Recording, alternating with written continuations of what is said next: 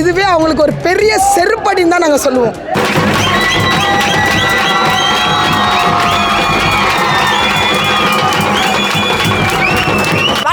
வருஷத்துல நடக்காதது, என் லைஃப் டைம்ல நான் பார்க்க மாட்டேன்னு நினைச்சது இன்னைக்கு மக்கள் கிட்ட அப்புறம் இருக்கு.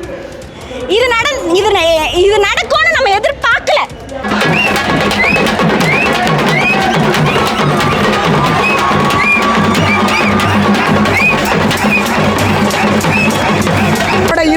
மாணவர்கள் தமிழ்நாட்டில் 21 மாணவர்களோட உயிரிழந்ததுக்கு ஒரு ரத்த பலி கொடுத்தவரை இன்னைக்கு நாங்கள் பதவியிலேருந்து எங்களோட கோஷங்களும் எங்களோட குரலும் அவரை வெளியே வந்திருக்கு. தர்மேந்திர பிரதான் ரெசிக்னேஷன் நம்ம எப்படி பார்க்கணும்னா நம்மளோட வெற்றி முழுமையடைஞ்சது நம்ம பார்க்கக்கூடாது.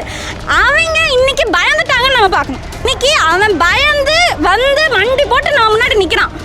1 கோடி விவசாயிகள் வந்து கூட வந்து மோடி கவர்மெண்ட் அசையாதது வெறும் 50,000 மாணவர்கள் வந்து எப்படி அசைஞ்சிருக்கு.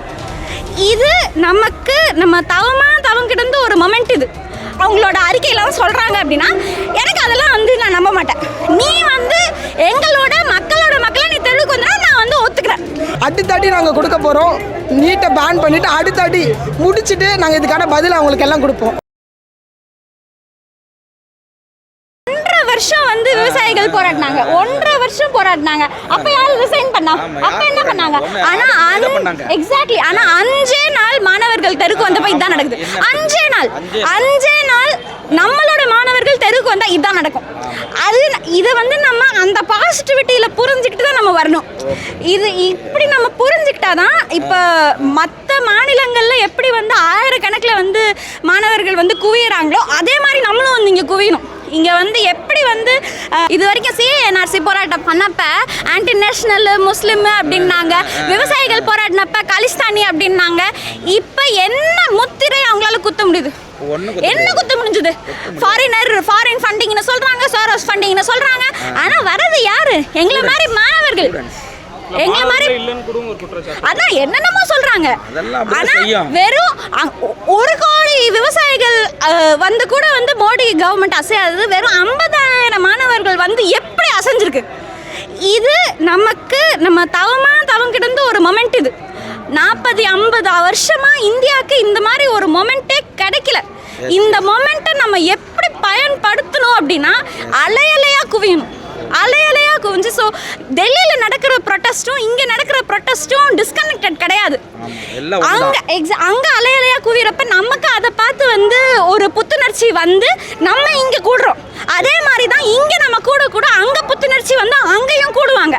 அப்போ தான் நம்மளுக்கு இங்கே வச்சிருக்க பல கோரிக்கைகள் அப்போ தான் வந்து நிறைவேறும். தர்மேந்திர பிரதான் ரெசிக்னேஷன் நம்ம எப்படி பார்க்கணும்னா நம்மளோட வெற்றி முழுமையடைஞ்சது நம்ம பார்க்கக்கூடாது. அவங்க இன்னைக்கு பயந்துட்டாங்கன்னு நம்ம பார்க்கணும். அதுதான் முக்கியம். இன்னைக்கு அவன் பயந்து வந்து மண்டி போட்டு நம்ம முன்னாடி நிற்கிறான். ஐயோ இதுக்கு மேல நீங்க எல்லாம் தெருவுக்கு வந்துட்டீங்கன்னா நான் தெருவுக்கு வந்துட வேண்டியதாயிருமே. ஆட்சி கலைஞரும் எக்ஸாக்ட்லி வந்துட்டு ரோட்ல தான் இருக்கணும். நான் தெருவுக்கு வந்துருவேனே அப்படி நான் பயப்படுறேன். பதவி பறி போடுமே அப்படின்னு பயப்படுறேன். பவர்லெஸ். எக்ஸாக்ட்லி. அப்ப நம்ம இந்த மொமெண்ட்ல எப்படி யோசிக்கணும் அப்படின்னா இதை நம்ம வந்து 1000 கிலோமீட்டர் இருக்குன்னா நம்ம 700 கிலோமீட்டர் தாண்டி வந்துட்டோம். இதுலேருந்து முன்னாடி நம்ம வந்து இந்த பயணத்தை நம்ம முடிக்கணும். நம்ம வச்சிருக்க இந்த பேன் நீட் அப்படின்ற ஒரு கோரிக்கையும் நம்ம வச்சிருக்க ஸ்கிராப் NTA அப்படின்ற ஒரு கோரிக்கையும் நீட்டும் NTAவும் டிஸ்கனெக்டட் கிடையாது. அந்த நேஷ்னல் டெஸ்டிங் ஏஜென்சி அப்படின்ற ஒன்று விஷயம் தான் நீட்டு நடத்துது. அவன் எப்படி அதை நடத்துனான் அப்படின்னா NTA அப்படின்றது இந்த வச்சிருக்க பால் பாயிண்ட் பென்லேருந்து அவன் வந்து அந்த பேப்பர் எழுதி முடிச்சிட்டதுக்கப்புறம் அந்த ஸ்கிராப்பாக போடுறதுலேருந்து வெளியே ஃப்ரிஸ்கிங் பண்ணுறதுலேருந்து எல்லாத்தையும் டெண்டராக தான் விடுறான். அப்போ அது எல்லாமே எல்லாத்துலையும் எக்ஸாக்ட்லி எல்லாத்துலேயும் தனியார் பயம். எல்லாத்துலேயும் ஒரு சின்ன விஷயத்துலையும் நீட்டில் தனியார் மயம். நீட் மட்டும் இல்லை, நீங்கள் NTA நடத்துகிற எல்லா எக்ஸாம் எடுத்து பாருங்க. எவ்வளோ நெட் எக்ஸாம் 2024 ஏன் கேன்சல் ஆச்சு? அப்போவும் பேப்பர் லீக் தான் ஆச்சு. இந்த வருஷம் CUET எக்ஸாம் UGயில் என்ன ஆச்சு? அவ்வளோ ஆயிரக்கணக்கான மாணவர்களுக்கு இது கிளிச் ஆகி அப்புறம் அவங்களுக்கு எக்ஸாம் போயிடுச்சு. வருஷம் நீட் பேப்பர் லீக் நடக்குது தெரியுமா எல்லாருக்கும்? ஒரு சின்ன இடத்துல. அப்போ பேப்பர் லீக்ன்றது நம்ம எப்படி புரிஞ்சுக்கணும் தெரியுமா? பேப்பர் லீக்ன்றது எவனோ ஒருத்தர் நைட் நேரத்தில் பூந்து பேப்பரை திருடி கொண்டு போய் லீக் பண்ணுறான்னு பேப்பர் லீக் கிடையாது. அது இன்எஃபிஷியன்சி கிடையாது. பேப்பர் லீக் அப்படின்றது ஒரு சிஸ்டமேட்டிக்காக நடக்கிற விஷயம். Paper leak. இப்போ நான் ஒரு எக்ஸாம்பிள் தரேன். நீங்கள் வந்து நீட் அப்படின்ற ஒன்று வந்த உடனே ஏன் கோச்சிங் சென்டர்லாம் இன்க்ரீஸ் ஆகுது? அந்த கோச்சிங் சென்டர் எப்படி வந்து அவன் வந்து கோச்சிங் சென்டர் எல்லாருக்கும் வந்து நீங்கள் ஃபஸ்ட்டு நீங்கள் கோச்சிங் சென்டர் என்ரோல் பண்ணிங்கன்னா யாராவது படிச்சிருந்தீங்கன்னா தெரியும். ஃபஸ்ட்டு கொடுக்குற இது என்ன தெரியுமா? நீங்கள் யாருக்கும் இந்த மெட்டீரியலை ஷேர் பண்ணக்கூடாது அப்படின்மா. ஏன்னா அவன் ஒரு கொஸ்டின் பேங்க் வச்சுருப்பான். அந்த கொஸ்டின் பேங்க் அப்புறம் நீட் கொஸ்டின் பேப்பரும் நல்லா மேட்ச் ஆகும். எப்படி அவனுக்கு கையில் அந்த கொஸ்டின்ஸ் எல்லாம் போச்சு?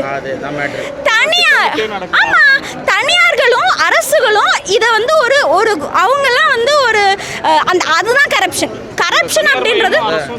ஆமாம், கரப்ஷன் அப்படின்றது நம்ம நினைக்கிற மாதிரி எவனோ ஒருத்தர் இதுக்குள்ளே வந்து பேப்பரை திருடி லீக் பண்ணுறது கரப்ஷன் கிடையாது. கரப்ஷன் அப்படின்றது அது வந்து கரப்ஷனோட ஆமாம் கரப்ஷன் அப்படின்றதே வந்து கரப்ஷன் அப்படின்றதே ஒரு சிஸ்டமேட்டிக்காக நடக்கிற ஒரு விஷயம் தான்.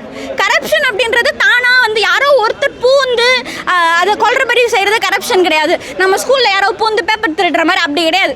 இப்போ நீங்கள் அப்படி தான் லீக் நடக்குது, வருஷம் லீக் நடக்குது. ஓகேங்களா? சின்ன சின்ன இடங்கள்ல எப்படி நடக்குது? சரி, நான் கேட்குறேன், பல இன்விஜிலேட்டர்ஸ் கோச்சிங் சென்டர்ஸ்லேருந்து இன்விஜிலேட்டர்ஸாக எக்ஸாம்க்குலாம் போகிறாங்க. எப்படி போகிறாங்க? ஏன் போகிறாங்க? ஏன் இன்விஜிலேட்டர்ஸ், அதாவது coaching centre coaches, coaching centre teachers ஏன் இன்விஜிலேட்டர்ஸாக போகணும்? இது போகிறாங்க, நீங்கள் எடுத்து பாருங்கள். ஏன் போகணும்? அப்போ இந்த கோச்சிங் சென்டர் மாஃபியா அப்படின்ற ஒரு விஷயம் ரொம்ப கோரான ஒரு விஷயம். அதே சமயத்தில் இன்னொன்று யோசிச்சு பாருங்க, நீட் அப்படிங்கிற ஒரு விஷயத்த வேற என்னெல்லாம் வலுத்துரும். தனியார் மையத்தை நான் என்ன ஒன்று சொன்னேன் என்னன்னா, டெண்டராக ஒவ்வொரு அங்கத்தையும், நீட்டு மட்டும் இல்லை, எல்லா எக்ஸாமுக்கும் ஒவ்வொரு அங்கத்தையும் வந்து டெண்டராக விட்டு தனியார் மையம் ஆக்குறான். அதே சமயத்தில் கோச்சிங் சென்டர் தனியார் மையம், அடுத்து பள்ளிகள் தனியார் மையம். இப்போ அவன் நீட் அப்படின்றத சிபிஎஸ்சி சிலபஸ் வைக்கிறான். சிபிஎஸ்சி சிலபஸ் வச்சா என்ன ஆகும்? இங்கே இருக்கிற ஸ்டேட் சிலபஸ்லாம் என்ன ஆகும்? ஸ்டேட் சிலபஸ்ல இருந்து எல்லாரும் சிபிஎஸ்சி சிலபஸ்க்கு மாறணும்னு நினைக்க மாட்டாங்க. இன்னைக்கு இருக்கிற பெற்றோர்கள் எல்லாரும் கடன் வாங்கி என்ன பண்றாங்க? எல்லாரும் கடனாளியே ஆகி பிரைவேட் ஸ்கூல்ஸ்ல தானே போய் கொடுக்குறாங்க. அப்ப சிபிஎஸ்சி பள்ளிகளை அதிகரிக்கணும். அப்ப இதுவும் என்ன ஆகுது? பிரைவேட்டைசேஷன். அப்ப நம்ம நீட்டை ரத்து செய்யணும் அப்படின்னு சொல்றது வெறும் இந்த எக்ஸாமே ஒரு ஃபில்ட்ரேஷன் ப்ராசஸ் தான். அன்ஃபேர் தான், பல மக்களுக்கு வந்து ஒரு ஆக்சசிபிலிட்டியே கொடுக்கல. அதை தாண்டி நீட் அப்படின்றது மட்டும் இல்லாமல் இந்த சியூஇடி எக்ஸாம் அப்படின்றதெல்லாம் தனியார் மையத்துக்கு தாரவாத்து கொடுக்குது நம்ம கல்வி அப்படின்றது வந்து ஒரு பப்ளிக் சிஸ்டமாக இருக்கணும். கல்வி அப்படின்றது அரசுடைமையா இருக்கணும். நமக்கெல்லாம் கல்வி ஃப்ரீயா கிடைக்கணும். நமக்கெல்லாம் கல்வி ஃபேரா கிடைக்கணும். நமக்கெல்லாம் கல்வி எந்த விதமான கரப்ஷன் இல்லாம கிடைக்கணும். கரப்ஷன் அப்படிங்கிறது யாரோ 1-2 பேர் ஒரு மொராலிட்டி இல்லாம போய் சொல்லிட்டு தெரியறது கிடையாது. கரப்ஷன் அப்படிங்கிறது ஒரு சிஸ்டமே தான் கரப்டா இருக்க முடியும். 1-2 பேர் வந்து மாரலி ஏதோ ஒரு அவங்களோட சொந்த இதனால வந்து போய் சொல்றதோ அதனால திருடுறதோ அது கரப்ஷன் கிடையாது. கரப்ஷன் அப்படிங்கிறது சிஸ்டமேட்டிக்கா இருக்கிறது மட்டும் தான் கரப்ஷன். அதை தான் நம்ம எல்லாம் சேர்ந்து ஒரு கோட்பாடோட நம்ம எல்லாம் கேள்வி கேட்க முடியும். அதை தான் நம்ம இங்க எல்லாம் சேர்ந்து கேள்வி கேட்கிறோம். இதை புரிஞ்சுக்கிட்டா இதை நம்ம வந்து இந்த பாயிண்ட் நம்ம புடிச்சிட்டோம் அப்படின்றது மோடிக்கு புரிஞ்சிருச்சு. அதனால தான் இன்னைக்கு அவன் லிட்டரலா முட்டி போட்டு வந்து சரி ரெசிக்னேஷன் கொடுக்குறேன் அப்படின்னு இருக்கான். இந்த காரணத்தினால நம்ம இங்க நிறுத்தக்கூடாது. ஏன்னா இந்த 12 வருஷத்துல நடக்காதது, என் லைஃப் டைம்ல நான் பார்க்க மாட்டேன்னு நினைச்சது இன்னைக்கு மக்கள் கிட்ட அப்புறம் இருக்கு. இது நடக்கும்னு நம்ம எதிர்பார்க்கல. என்னைக்காவது நம்ம இந்த 12 வருஷத்துல நம்ம என்னைக்காவது இந்த ஹோப்பை நம்ம ஃபீல் பண்ணிருக்கோமா? நம்ம கையில அப்புறம் இருக்கும் அப்படின்னு. ஆனா இன்னைக்கு நம்ம மேலோங்கி நிக்கிறோம் அவன் மேல.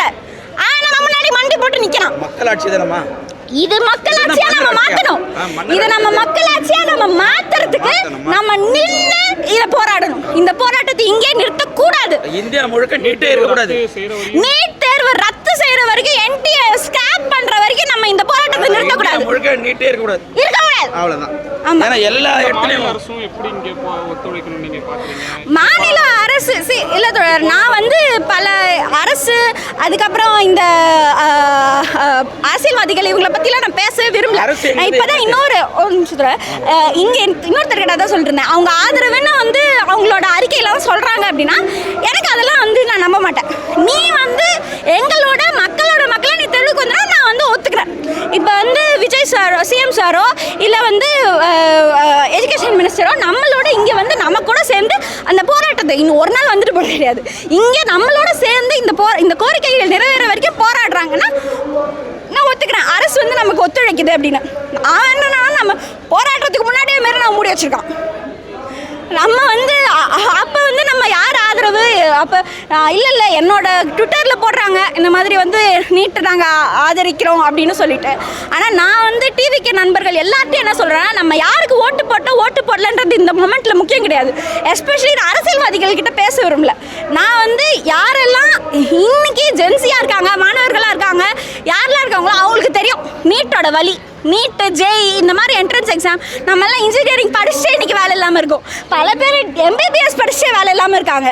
அவங்களுக்குலாம் தெரியும் இந்த மாதிரியான இந்த கல்வியோட வலி. அப்போ அவங்க முன் வரணும். அவங்க இது நமக்கு மாணவர்களுக்குமானது, இதுக்கும் அரசியல் கட்சிகளுக்கும் சம்மந்தம் இல்லை. நீங்கள் இதை ஆதரிக்கிறீங்க அது அப்படிலாம் கிடையாது. இன்றைக்கி நம்ம மாணவர்களும் ஒன்று சேரணும். எப்படி அன்றைக்கி நம்ம மெரினாவில் சேர்ந்தோமோ அன்றைக்கி அது மாதிரி இன்றைக்கி சேரணும். இங்கே அலையலையாக சேரணும் நம்ம. அதுதான் இங்கே முக்கியம். இது வந்து இதுதான் நான் மெயினாக என்னோட மொத்த இந்த உரையிலையும் நான் சொல்ல விரும்புகிறது. நம்ம அலையலையாக சேரணும். இந்த மொமெண்ட் நம்ம விட்டோம் அப்படின்னா இது மேபி நமக்கு திருப்பி கிடைக்காது. எல்லாருக்கும் நான் அந்த கோரிக்கையை தான் வைக்கிறேன். 100% நான் முன்னாடி சொன்ன மாதிரி 1.5 வருஷம் விவசாயிகள் அங்கே போராடினப்போ கூட வந்து கொஞ்சம் கூட அசையலை. 5 நாள் அந்த 20th ஜூலை அன்னைக்கு நம்ம எல்லாம் தன்னெழுச்சா நம்ம போய் போராடுறதுனால எப்படி வந்து அவங்களுக்கு நம்ம புரிய வச்சுருக்காங்க. நீங்கள் ஜேர்னலிஸ்ட் எல்லாம் பேசுகிறாங்க, இது வரைக்கும் நான் மண்டல் கமிஷன்லேருந்து நான் இந்தியாவை வந்து பார்த்துட்ருக்கேன், இந்த மாதிரி நான் பார்த்ததே கிடையாது இந்த மாதிரி ஒரு கூட்டத்தை. பிரிண்ட்டுன்னு நினைக்கிறேன் அவங்க பேசிகிட்டு இருக்காங்க எப்படி வந்து ஜந்தர் மந்தரில் கூட்டினாங்க அப்படின்னு சொல்லிட்டு. அன்றைக்கி லத்தி சார்ஜை வச்சு அடிச்சு எல்லாம் பார்த்தோம், ஆணையை வச்சு அடிச்சிருக்காங்க அப்படின்னு அடிச்சு. அப்போ சிஜேபிலாம் கூட வந்து அவங்க மெயின் இதில் தான் இருக்காங்க. ஆனால் அடிச்சதுக்கப்புறம் எல்லாம் கலைஞ்சு ஸ்டூடெண்ட்ஸு மக்களை தானாக தான் திரும்பி வந்துருக்காங்க. நோபடி கேவ் கால், யாரும் வந்து திரும்பி வாங்கன்னு கூப்பிடவே இல்லை. தானாக தான் சேர்ந்து அதை வந்து ஜேர்னலிஸ்ட் அப்படியே ரொம்ப பூரிப்படைஞ்சு பேசுகிறாங்க, தானாக எல்லாரும் வந்திருக்காங்க அப்படின்னு சொல்லிட்டு. அப்போ மாணவர்கள் அப்படின்றது யார் அப்படின்னு நம்மளும் புரிஞ்சுக்கிறோன்னு நான் நினைக்கிறேன். இந்த மொமெண்ட்டில் நான் வந்து ஒரு மாணவியாக இந்த மொமெண்ட்டில் தான் உண்மையாகவே ஒரு ரொம்ப ப்ரௌடாக ஃபீல் பண்ணுறேன். இந்த மொமெண்ட்டில் நீண்ட நாள் போராட்டத்துக்கு இந்த வெற்றி வந்துட்டு ரொம்ப பெரிய விஷயம். நான் நினச்சி பார்க்கல ரிசைன் பண்ணுவாங்க அப்படின்னு சொல்லிட்டு. அதாவது இன்னும் கொஞ்சம் நீடிக்கும் அப்படின்னு நினச்சேன். பட் ரிசைன் பண்ணது பார்ட் ஆஃப் த விக்ட்ரி தான். இதை தாண்டி வந்துட்டு எண்ட் கோல் வந்துட்டு நீட்டை பேன் பண்ணுறதுக்கு தான் இருக்குது. ஏன்னா என்டிஏ இன்ட்ரடியூஸ் பண்ணதுலேருந்து 2013 75க்கு மேலே பேப்பர் லீக் ஆயிருக்கு. மெடிக்கல் ஃபீல்டை வந்துட்டு கமர்ஷியலைஸ் பண்ணுறதுக்காக தான் நீட்டுன்ற ஒன்றே வந்துட்டு இன்ட்ரடியூஸ் பண்ணாங்க.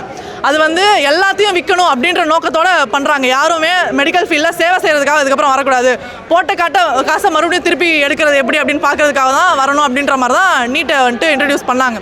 இப்போ அதையும் பண்ணிவிட்டு அதுக்காக இப்போ ஆலன் ஆகாஷ் மாதிரியான நிறுவனங்களுக்கு 1000 கோடி வந்துட்டு ப்ராஃபிட் பார்க்குறாங்க அவங்க. ஸோ இப்போ அது பார்த்தது பத்தாது, அந்த காசு பார்த்தது பத்தாது அப்படின்னு சொல்லி மறுபடியும் பேப்பர் லீக்குன்னு ஒன்று பண்ணி அதுலேயும் காசு பார்க்குறதுக்கு இப்படி பண்ணதுனால இந்த இது நாங்கள் அதாவது போராட்டம் நடந்தது. ஸோ எண்டு கோல் வந்துட்டு என்னென்னா நீட்டை பேன் பண்ணுறதுக்கு தான். இப்படி கமர்ஷியலைஸ் ஆகக்கூடாது அப்படின்றது ஒன்று. லைக் அரசு தான் மெடிக்கல் சர்வீஸை இப்போ ப்ரொவைட் பண்ணிகிட்டு இருக்கு, ஃப்ரீயாக நிறையா கொடுத்துட்ருக்கு. அது எல்லாத்துக்கும் எதிராக எல்லாமே இப்போ விற்கிறதுக்கு காசு பார்க்குறதுக்கு தான் எல்லாமே இருக்கும் அப்படின்ற மாதிரி மாற்றுறதுக்கு எதிராக தான் இந்த போராட்டம் நடக்குது. ஸோ அப்படி இருக்கும்போது நீட்டை பேன் பண்ணால் தான் அது நடக்கும். அதனால் நீட்டை கண்டிப்பாக பேன் பண்ணணும். பேன் பண்ணுற வரைக்கும் இந்த போராட்டம் கண்டினியூ ஆகும். போலி போராட்டம் அப்படின்னு சொன்னவங்க என்ன நாங்கள் சொல்ல வர்றோம் அப்படின்றதையே புரிஞ்சுக்கல. அவங்க வாட்டுக்கு வந்தாங்க. எங்கள் தோழர்கள் இங்கே இருக்கிறவங்க ஒரு நிமிஷம் மைக்கை கொடுங்க, அமைதியாக இருக்க சொல்கிறதுக்கு தான் மைக்கை வாங்க ட்ரை பண்ணியிருக்காங்க. அதை கூட புரிஞ்சுக்காம மைக்கையும் கொடுக்காம அதுக்கப்புறம் அவங்களா கோச்சிட்டு போகிறதுக்கு நம்ம பொறுப்பேற்றுக்க முடியாது.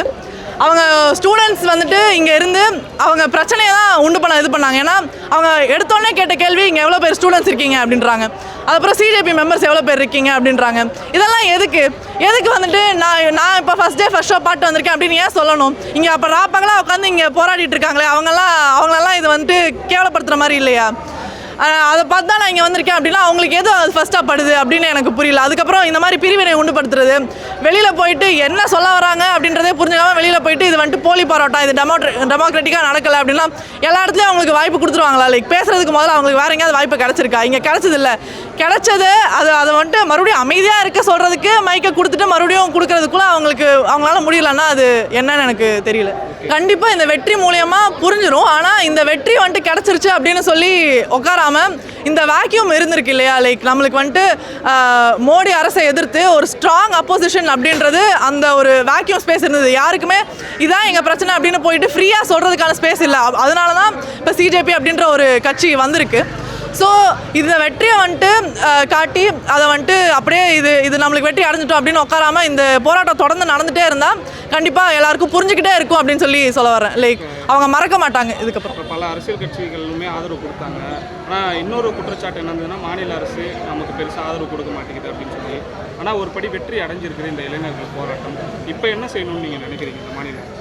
இந்த மாநில அரசு முதல்ல போராட்டம் செய்கிறதுக்கு ஒரு ஏற்பாடும் பண்ணலை இல்லையா. அவங்க வந்துட்டு நம்மளுக்கு தான் ஆதரவு தெரிவிக்கிறேன்னு சொல்கிறாங்க. டிவிகே கட்சி அப்படி தான் சொல்லியிருக்கு. ஆனால் நம்மளை போராட விட மாட்டேங்கிறாங்க. போராடுற மாணவர்களை அடிக்கிறாங்க, கடிக்கிறாங்க, சொல்லப்போனால் கடிக்கிறாங்க. இங்கே நின்றுட்டு இருந்தால் ஏன் இங்கே நின்றுட்டுருக்க அப்படின்னு சொல்லிட்டு போலீஸ் பண்ணிகிட்டு இருக்காங்க. அதாவது போலீஸ் ஸ்டேட் மாதிரி பிஹேவ் பண்ணுறாங்க. ஸோ இது என்ன மாதிரியான ஆதரவு அப்படின்லாம் எனக்கு புரியல. அவர் எப்போ பார்த்தாலும் அவரோட கோரிக்கையை வந்துட்டு லெட்டர் எழுதி போட்டுக்கிட்டே இருப்பார். அதே மாதிரி நம்மளையும் வந்துட்டு என்ன பண்ண சொல்கிறார், இந்த மாதிரி அரை வெளியில் போராடுங்க, அமைதியாக போராடுங்க அப்படின்றது அது ஒர்க் ஆகாது. அது எங்களையும் அப்படி போராட சொல்லக்கூடாது. நீங்கள் என்னவோ பண்ணிட்டு போங்க, எங்களால் அப்படி இருக்க முடியாது. நாங்கள் வந்துட்டு தெருக்கு வந்து தான் போராடுவோம். அதுக்கு வந்துட்டு எங்களை விட்டாலே போதும். ஆக்சுவலாக நாங்கள் 6 நாளாக இந்த போராட்டத்தை முன்னெடுத்துட்டு இருக்கோம். இன்றைக்கி காலையில் மயங்கி விழுந்துட்டேன். நான் நினச்சிட்டேன் அவ்வளோதான் அப்படின்ற மாதிரி நினச்சிட்டேன். ஆனால் எனக்கு 11 மணிக்கு திரும்ப ரிட்டர்ன் வந்துட்டேன். வந்தோடனே அப்போயே கொஞ்சம் பேச்சுவார்த்தை நடக்குது அப்படின்ற போது ரொம்ப சந்தோஷமாக இருந்தது.